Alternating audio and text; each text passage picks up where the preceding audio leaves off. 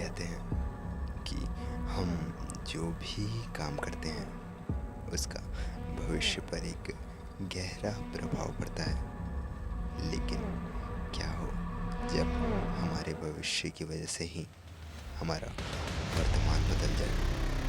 कुछ ऐसा ही हुआ दानिश के साथ भी। दानिश की नौकरी मुंबई की एक डाटा कंपनी में लगी थी। घर ज़्यादा दूर ना हो जाए इसलिए दानिश ने ऑफिस से कुछ किलोमीटर दूर पर ही एक छोटा सा घर खरीदा था। घर में रहने का लगभग सारा सामान था। 2-3 दिन तो बड़े आराम से बीते। लेकिन एक शाम जब दानिश अपना सारा काम खत्म करके घर को गया तो वो काफ़ी थक गया था।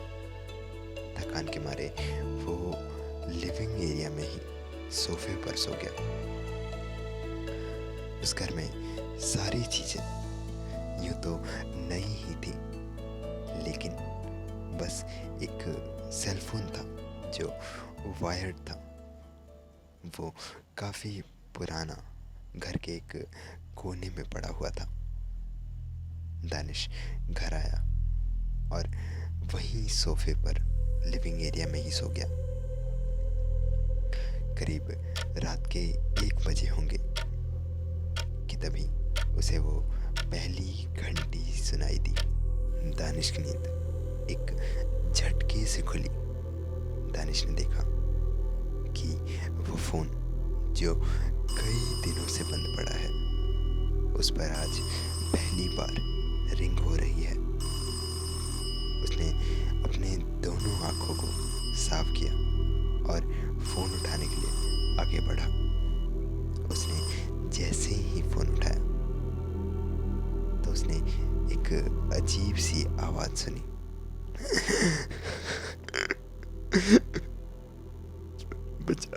बचा लो मुझे, बचा लो। दानिश इतना सुन के मानो कांप सा गया था। कोई उसे मदद के लिए पुकार रहा था। दानिश कुछ जवाब देता उससे पहले वो फ़ोन कट गया। उसने वो कॉल दोबारा लगाने का सोचा और कोशिश भी की, लेकिन इस बार वो कॉल लगी ही नहीं। दानिश ने ये सोच के छोड़ दिया कि क्या पता कोई मजाक कर रहा होगा। दानिश वापस से सोफे पे चला गया और थकान के मारे नींद मानो कुछ ही मिनटों में आ गई थी। अगले दिन दानिश रोज की तरह अपने ऑफिस के लिए निकल गया। करीब 10 या 11 बजे रात को दानिश अपना सारा काम खत्म करके घर को आया। उसकी एक आदत थी कि दिन में जो कुछ भी हुआ वो आके एक डायरी में लिखा करता था। आज भी वो वही कर रहा था कि तभी वही पुराना फ़ोन जो एक कोने में पड़ा हुआ था उसकी घंटी बजी। दानिश ने सोचा कि इस बार अगर कोई मजाक कर रहा होगा तो उसे अच्छा सबक सिखाएगा। दानिश उठा और फ़ोन की तरफ बढ़ने लगा। उसने फ़ोन उठाया तो उसने सुना कि हे, तुम मेरी मदद नहीं करना चाहते ना? बस यही एक कारण है, वरना तुम कल आ जाते मुझे बचाने। मैं बच सकता था, लेकिन तुम चाहते ही नहीं हो। दानिश थोड़ा घबराया, लेकिन फिर वो बोला, देखिए, आपको किससे बात करनी है पहले ये बताइए। आप कौन है और क्यों चिल्ला रहे हैं इतना? दानिश ने ये बात काफ़ी आराम से कही। उस आदमी ने कहा, तुम रोहन नहीं हो क्या? दानिश ने साफ मना कर दिया कि नहीं, मैं रोहन नहीं हूँ। दानिश का इतना बोलना ही होगा कि फोन कट गया। फोन कटा तो दानिश ने ये सोच लिया कि शायद कोई रॉन्ग नंबर है, और फ़ोन रखकर वो अपने टेबल की तरफ जा ही रहा था कि तभी उसके पैरों के नीचे से खटखटाने की आवाज़ आई। दानिश, जो कि पूरे घर में अकेला था, ऐसी आवाज़ सुनने के बाद डरना तो मानो लाजमी था। दानिश थोड़ा सक पकाया, लेकिन फिर उसने अपने कान ज़मीन के नीचे लगाए तो वो खटखटाने की आवाज़ फिर से आई। लिविंग एरिया में पूरे फ्लोर पर एक बड़ी सी कारपेट बिछी हुई थी। रोहन ने सोफ़ा हिलाया और टेबल भी थोड़ी पीछे करी, और उसके बाद वो कारपेट हटाया तो उसने देखा कि पूरे घर के बीचों बीच एक बेसमेंट है, जिस पे एक छोटा सा ताला लगा हुआ है। दानिश ने उस ताले को खोलने की कोशिश की, लेकिन वो ताला खुला नहीं। तो अंत में आकर उसने वो ताला तोड़ ही दिया।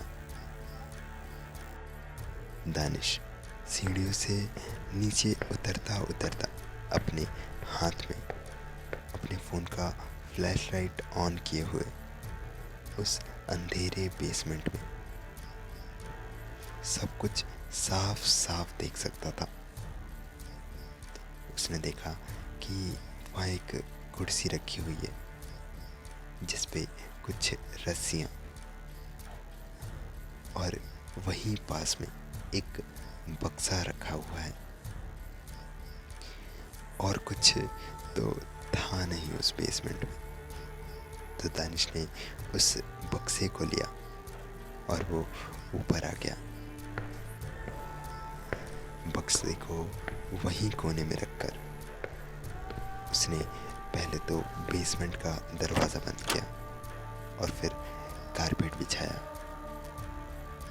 वो बक्सा खोला तो पाया कि उसमें कुछ इंसानों की फ़ोटो हैं, एक डायरी और एक पुराना कलम। ये सारा सामान करीब 30 या 40 साल पुराना लग रहा था। उसने उन फोटोज़ को गौर से देखा तो पाया कि उसमें एक औरत और एक छोटा बच्चा है, और बाकी की फ़ोटोज़ में वो बच्चा बड़ा होता गया है और माँ बूढ़ी। दानिश ने उस डायरी को उठाया अपने हाथों में, और जैसे ही उसको खोला उससे एक छोटी सी पर्ची सीधा उसके पैरों में आके गिरी। दानिश ने वो पर्ची उठाई तो जो उसने देखा वो मानो किसी सपने से कम नहीं था। दानिश ने देखा कि वही फ़ोन नंबर उस पर्ची पर लिखा हुआ है, जिससे अभी कुछ देर पहले उसको कॉल आया था।